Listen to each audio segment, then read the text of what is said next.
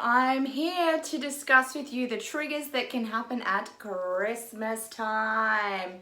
So you've probably been working a lot this year and a lot during the last little bit on really creating a healthy and happy life for yourself. And at the end of the day, we all know that stored emotions and fat and things that happen to us throughout our lives are the ways that we interact with food, with body image, and with exercise, of course. So if you've been working on the deeper level stuff and you've been really getting to know yourself and cracking yourself open throughout the last, 6 or 12 months, Christmas time can be a really triggering time for your limiting beliefs. So I really want everyone to try and really recognize and be aware throughout the Christmas some things that can hold you back or take you back a couple of steps. So there's definitely triggers that happen during Christmas time. We can be working on, lifting ourselves up all year, and then essentially at the end of the year, we have this holiday period where we are confronted with people that maybe aren't on the same level as you.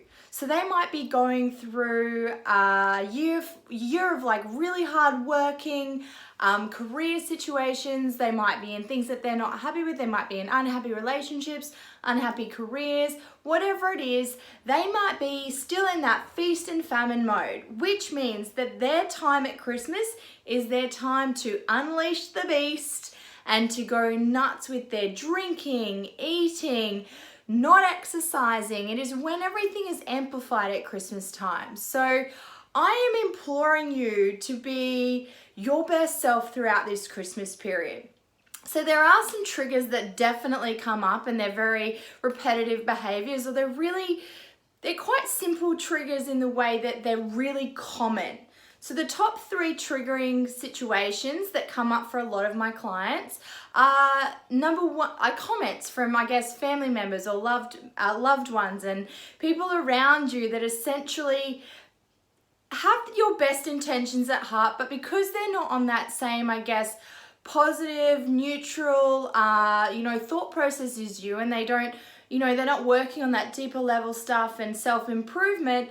And so, things that mean nothing to them, when they say it to you, might mean a lot to you, and they might bring up and cause a lot of emotions and a lot of stirring, limiting beliefs within you. So number 1 is you've put on weight, or a comment about your physical body. Number 2 is, of course, do you need to eat that pie, or do you think you need that extra slice of meat on your plate?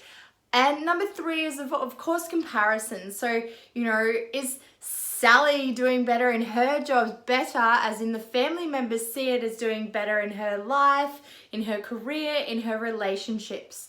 So these are the things that I want you guys to be fully aware of, at least throughout this time period, that they can be triggering moments for you. They can stir off lots of limiting beliefs, lots of doubt, criticism, all that stuff that goes on in your head that has caused you to potentially emotionally eat in a negative way, maybe your whole life, the last few months, or whatever it is. They can cause you to essentially do these actions that will sabotage your health and happiness. I want you to just at least be aware of it and potentially do these top 3 tips that I've got for you in dealing with this over the Christmas period. So number 1 is move your body, whether that's moving it really subtly throughout that Christmas period. You might go and play with the little people. You might take the rubbish out a couple more times than you needed to. You might do some cheeky squats in the toilet. It might be actually doing a workout throughout the day, or getting away from the family in those triggering moments and going for walks. Whatever it is, move your body. You have blocked and stored emotions in your body. That is how fat is caused. It is through being less active. It's through possibly your body too scared to release those toxins and let them go through that bloodstream. It might be also you just have eaten a little bit more than what you need. So you might need to move your body so that it finds a nice happy equilibrium where your energy input and your energy output is equal. So then number 2 is, of course, change the subject. Deflect, just ask them about themselves. Ask them about their 2017, ask them about what's happening in 2018, the kids, their work, whatever it is, deflect the subject.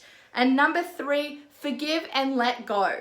So make sure that you let go of what's going on in your head. So don't take that gossip home. Don't take it to the kitchen. Don't take it to the car. Do not take it home. I want you to forgive and let go and use EFT if you need to.